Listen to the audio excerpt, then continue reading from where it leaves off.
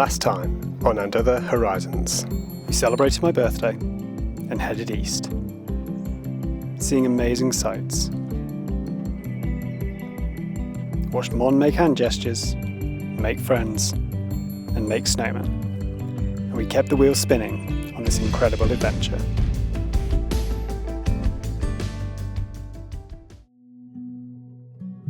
We didn't know it then, but the east of Turkey was about to blow us away. We were heading to Mount Ararat, but first, we still had to get there. It's raining again. Crazy day. I think we just tried to do too much, drive too far. It's just been horrendous rain, horrendous traffic. We are knackered, so hoping for brighter things tomorrow. But the weather did not brighten up. Morning with more rain. We're going to make a dash for Pasha Palace, which is tucked right into the eastern corner of Turkey. It's going to be cold, so we're going to get a guest house because we're scared of things freezing and being cold. We drove through constant rain and made friends at the gas station who were fascinated by our journey and wanted to make a deal. You're trying to trade cars, this with a Daisy. What do you think I should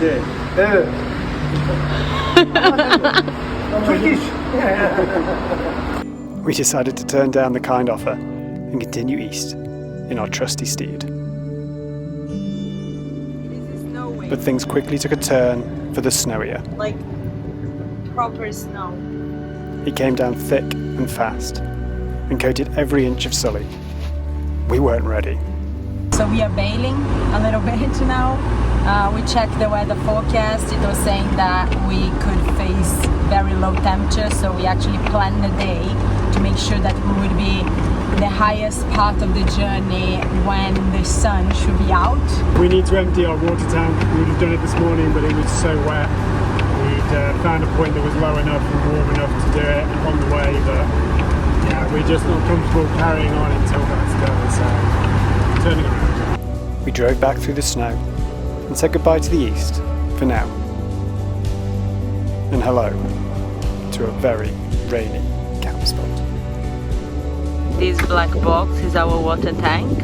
We already emptied as much as we could from the hose, and now we are making sure that all the pipes and the filter are empty. So yeah, emptying the filter. With that job done, and only a little wet as a result, it was time to depart our damp camp and head once again east. This time determined to get over the pass into our destination, Mount Ararat and Pasha Palace.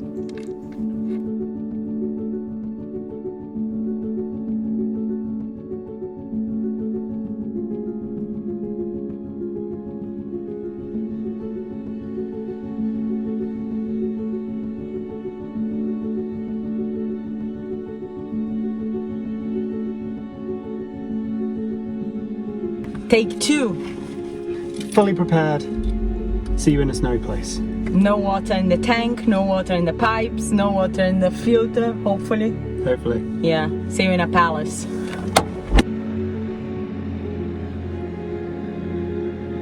This was stupid. The snow was thick as we made our way back over the mountains that had stumped us the day before.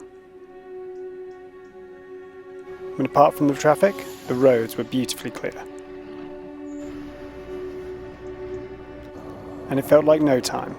We were over the mountains, past the snow, and finally in the east.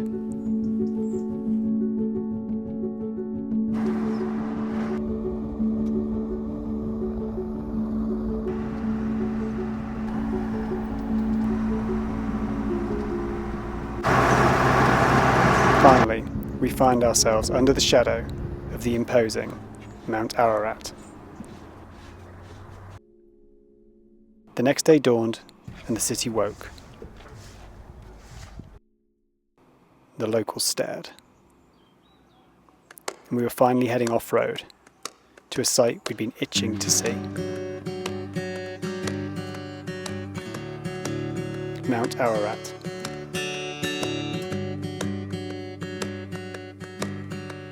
Embarking on an off-road adventure is more than just a journey. It's a gateway to freedom and discovery. Whether the path is rugged or smooth, the thrill of exploration remains the same. It's about leaving the beaten track behind and venturing into the unknown.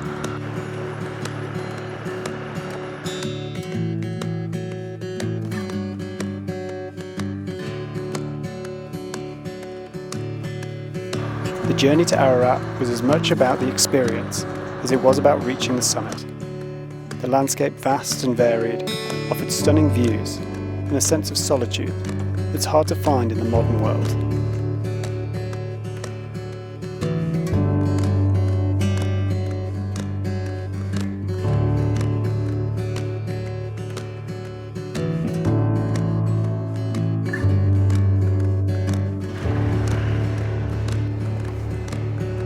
Standing at 5,137 metres, Mount Ararat is not only the highest mountain in Turkey, but also a symbol of ancient myths and legends.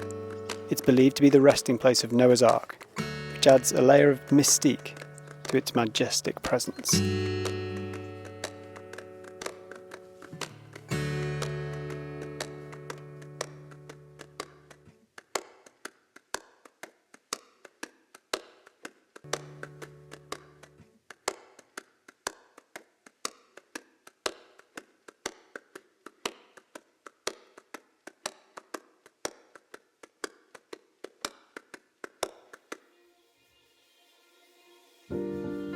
For even more images and the odd musing from a life lived on the road, check out our Instagram. It was time to make our way back to civilization.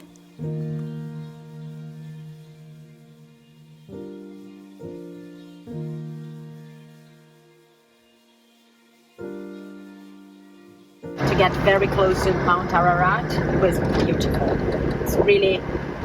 It's impressive how humongous that mountain is, and getting close feels very special. Travelling off-road routes connects you with the land in a way that's both humbling and exhilarating. The camaraderie it creates among fellow travellers adds to the experience, as we share stories and support each other along the way. This ride to Mount Ararat was a reminder of why we chose to explore off the beaten path.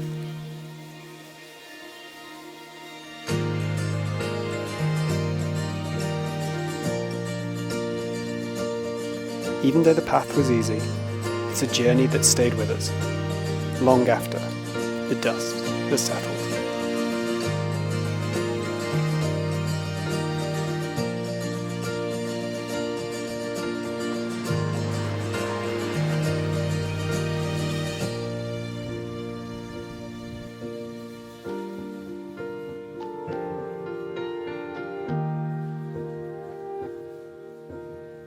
So I've been trying to drive a bit more to feel more comfortable, because Cliff does that as second nature. So it's really cool to drive in a place like this and see that type of mountain and know that I was the one taking us there.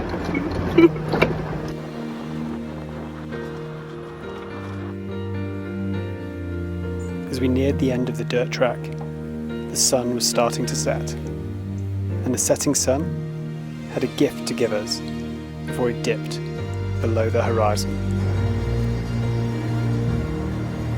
What's up, Cliff? The shadow of Sully is so cute, look at him! Like a Lego cart.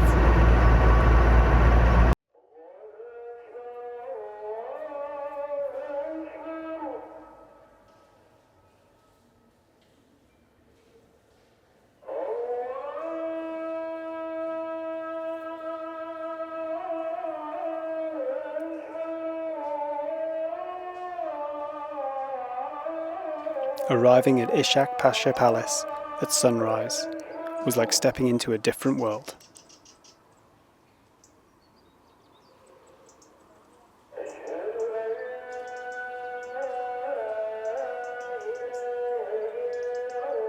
In the early morning light, the palace stood out against the shadowed mountains, its stonework and minarets highlighted by the soft glow of dawn. Built over 100 years, starting in 1685, this Ottoman-era palace is a stunning example of the architecture of its time, with 300 rooms that include a mosque, harem, and library.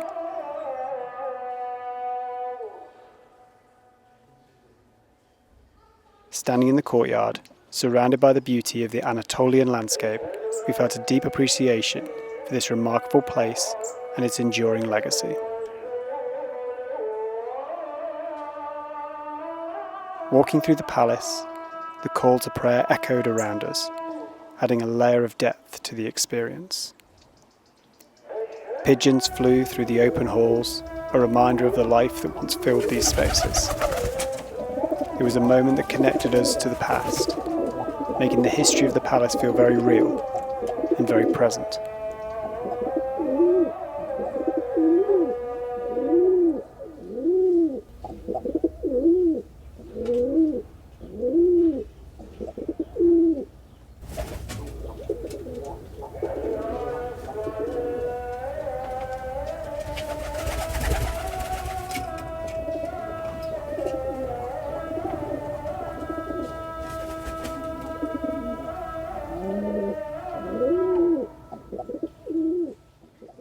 For much of our time in the palace, the surrounding mountains remained cloaked in darkness, creating a striking contrast that heightened the palace's majestic presence.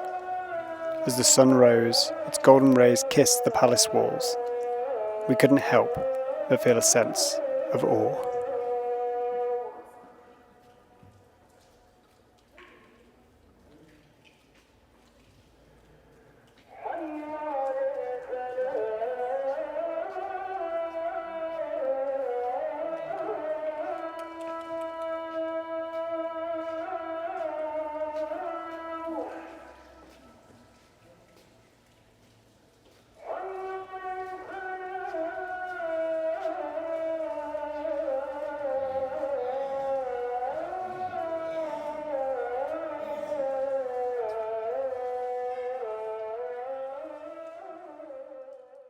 Favorite part? The kitten.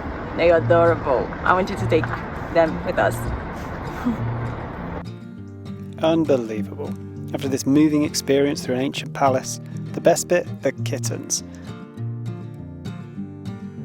Although, to be fair, they were pretty awesome. But I'm still more of a dog person, and don't agree with Mom's enticing tactics. We can take good care of you. Come here, come play. Come play. Come play. There was just time for tea before hitting the road again.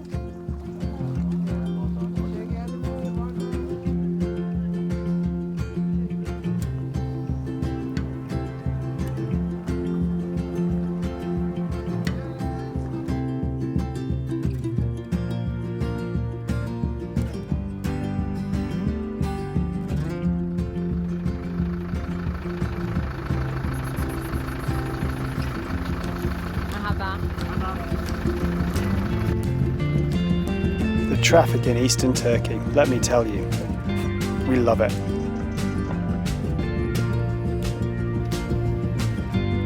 A long drive brought us to the end of another day. Whilst it sounds and looks like we were back at the coast, we're in fact very far from it. We were at Lake Van, the largest body of water in all of Turkey, and let us tell you, it's vast. Heading to a little island in the middle of Lake Van.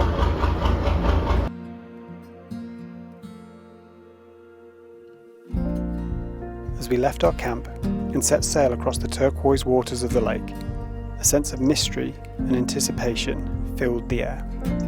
Akdamar Island, a hidden gem in Eastern Turkey, emerged on the horizon.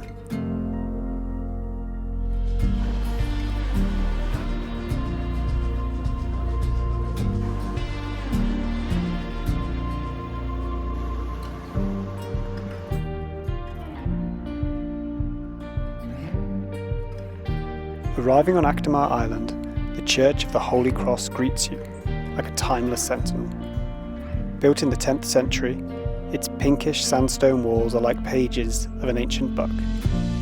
Their detailed reliefs tell stories from the past, much like a tapestry woven in stone.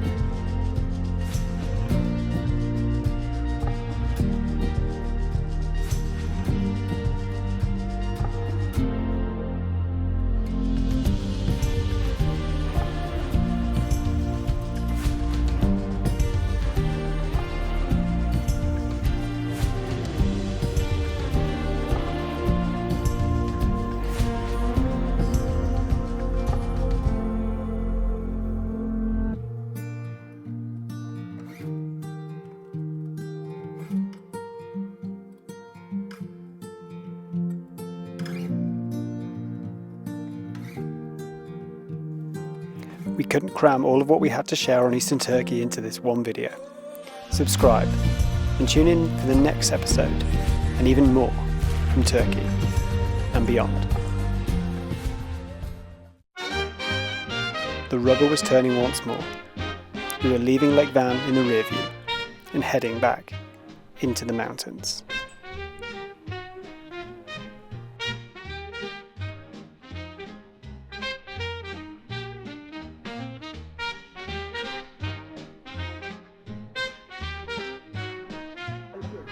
Enjoying the view, Cliff? Yeah, I want to be down there. It's closed until Saturday.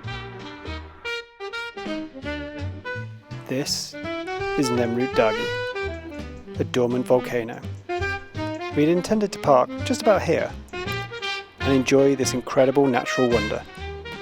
Unfortunately, the park was closed, not just until Saturday as we'd been told, but for the rest of winter. We were gutted. So we had to put up with this view instead. And a classic overlander's dinner. Veg in a pot, with a tin of tomatoes, and plenty of cheese. Overlanding is often about taking the surprises that come along in your stride. Sometimes they come with discovering amazing camp spots you never expected. They make the journey worthwhile. Like waking up to sunrise over Lake Van. A view simply stunning. Enjoying the simple pleasure of being in nature, endlessly refreshing.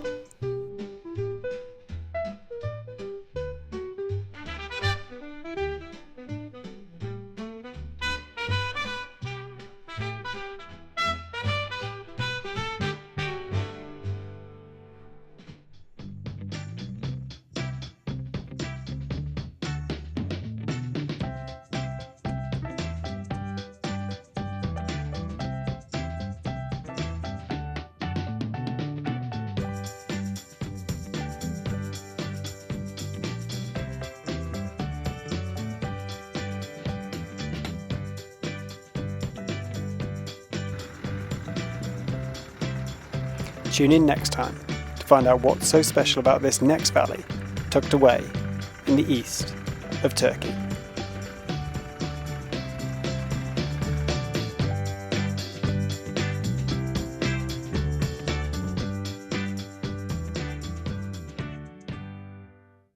You look like a beetle with your hair. Which beetle are you? The only beetle I can think of is a dung beetle. I didn't want to say dung beetle. No, your hair is terrible.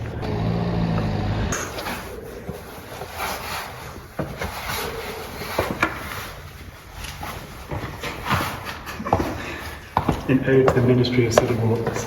Today is Cliff that is running behind, in front, and next to the car.